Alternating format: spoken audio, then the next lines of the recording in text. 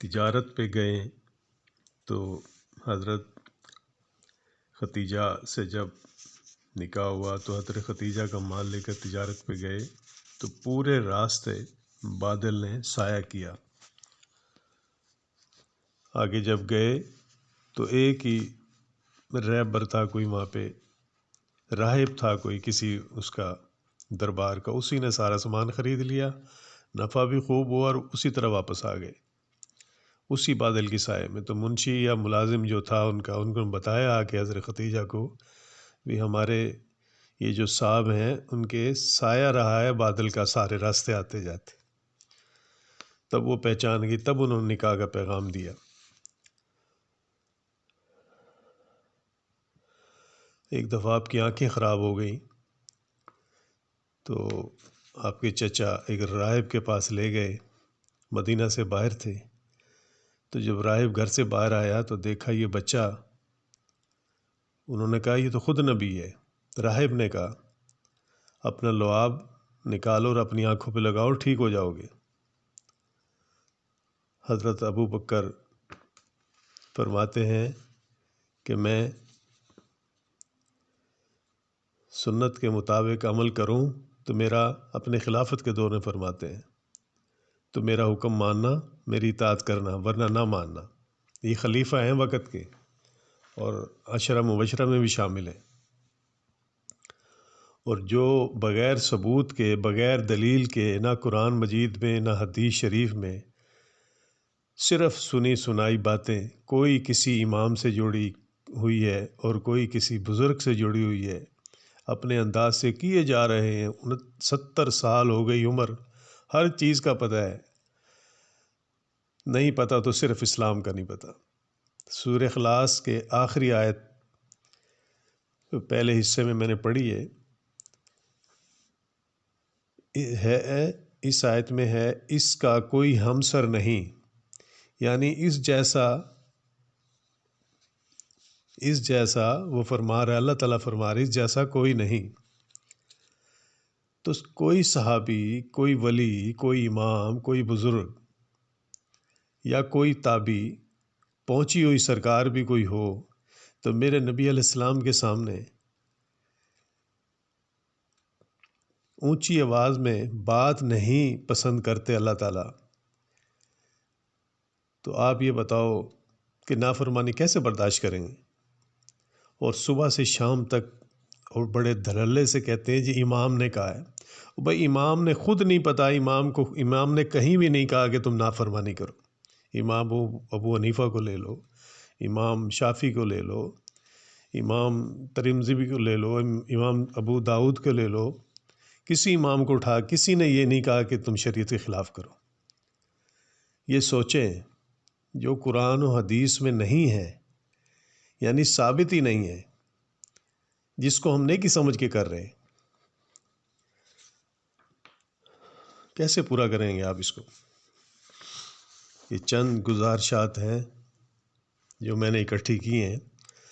مثلاً نمبر 1، بھینس کی قربانی۔ کہتے ہیں جی اس وقت بھینس نہیں تھی، بھی اس وقت خدا تو تھا، رسول تو تھا، یا تم کوئی ڈاکٹر زیادہ قدیر ہو کہ بھی اس وقت نہیں تھی تو اب تم نے شریعت میں ڈال لی اس کو۔ 20 رکعت تراویح نہ پہلے تھی نہ اس وقت تھی، کبھی بھی نہیں تھی۔ ایک حضرت عمر کے اوپر ایک من گھڑت امام مسلم نے کلیئر کیا ہے کہ بھی یہ غلط ہے، روایت ہی غلط ہے، یہ 20 تراویح نہیں ہے۔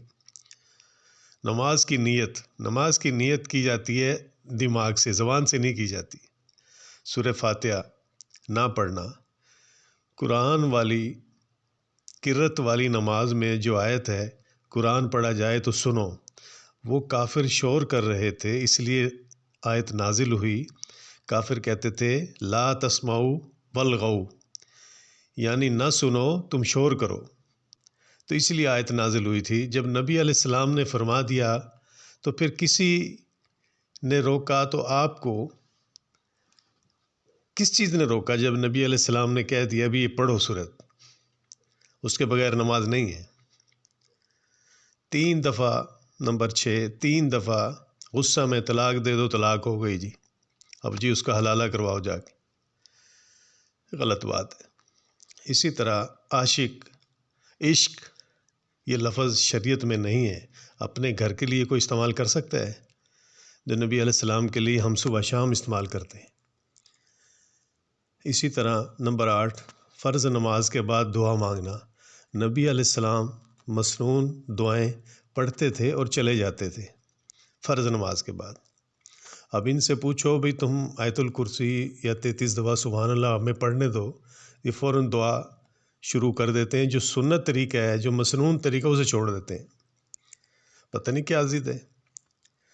نمبر 9، بینک سے سود کا کام کرنا اپنے طور پہ راستہ بنایا ہوا ہے نبی علیہ السلام سے، بڑی بات ہے مفتی تقی کی۔ اسی طرح نمبر 10، جراب پر مسح نہ کرنا۔ حضرت علی سے ثابت ہے، حضرت علی سے پوچھا گیا، حضرت علی فرماتے ہیں کہ میں نے نبی کے سامنے کیا، نبی نے منع نہیں کیا علیہ السلام۔ اسی طرح نمبر 11، پہلی رکعت میں جلسے میں نہ بیٹھنا، مطلب سجدے سے اٹھ کے دوسرے سجدے میں جاؤ، اس کے بعد نبی علیہ السلام بیٹھتے تھے، پھر سیدھا کھڑے ہوتے تھے، ہم ڈائریکٹ کھڑے ہو جاتے ہیں، یہ بھی سنت خلاف ورزی ہے۔ نمبر 12، ملاوٹ کرنا، ہر چیز، دودھ میں، دالوں میں، ہلدی میں، چاول میں۔ آپ یہ بتاؤ کس چیز میں ملاوٹ نہیں ہے؟ ہر چیز میں ملاوٹ، یہ مسلمانوں کا کام نہیں ہے، کہاں سے دعائیں قبول ہوں گی؟ نمبر 12، جھوٹ بولنا، جائیداد میں بیٹی کو حصہ نہ دینا۔ نمبر 13، شادی بیاہ میں نیوندہ دینا، کافروں کی رسم ہے تاکہ پیسے بڑھ کر ملے۔ نمبر 14، 40واں کرنا مردے کا۔ نمبر 15، تیسرا کرنا مردے کا۔ نماز جنازہ سنت کے مطابق نہ پڑھنا، مطلب سنت کے مطابق اونچی آواز میں پڑھنا، سورہ فاتحہ پڑھنا اور تلاوت کرنا۔ اس میں جو دعائیں ہیں وہ نبی پاک نے کھڑے ہو کے ایسے ہی پڑھی جنازے میں، بعد میں مانگنے کی ضرورت ہی نہیں ہے۔ یہ دعائیں اتنی ہیں کہ اگر کوئی بندہ پڑھ لے تو انشاءاللہ اس کی بخشش میت کی ہو جائے گی۔ تیسرے سے بخشش نہیں ہوتی، 40ویں کرنے سے بخشش نہیں ہوتی۔ نمبر 17، داڑھی سنت ہے، داڑھی سنت کرتے ہیں، ساری عمر گزر گئی پھر بھی اس کو کٹواتے ہیں۔ یہ آپ صلی اللہ علیہ وسلم کی نہیں ہے محترم بھائیو، یہ تمام انبیاء علیہ السلام کی ہے، بلکہ یہ حکم خدا بندی ہے، اس لیے یہ فرض ہے، سنت نہیں ہے۔ اس کو ہر حال میں رکھا جائے۔ ریشمی لباس پہنتے ہیں، بڑی اکڑ سے پہنتے ہیں، بوس کیے جیسے، یا اور کوئی ریشمی بہت خوش ہو کے پہنتے ہیں، سختی سے منع ہے مومن کے لیے۔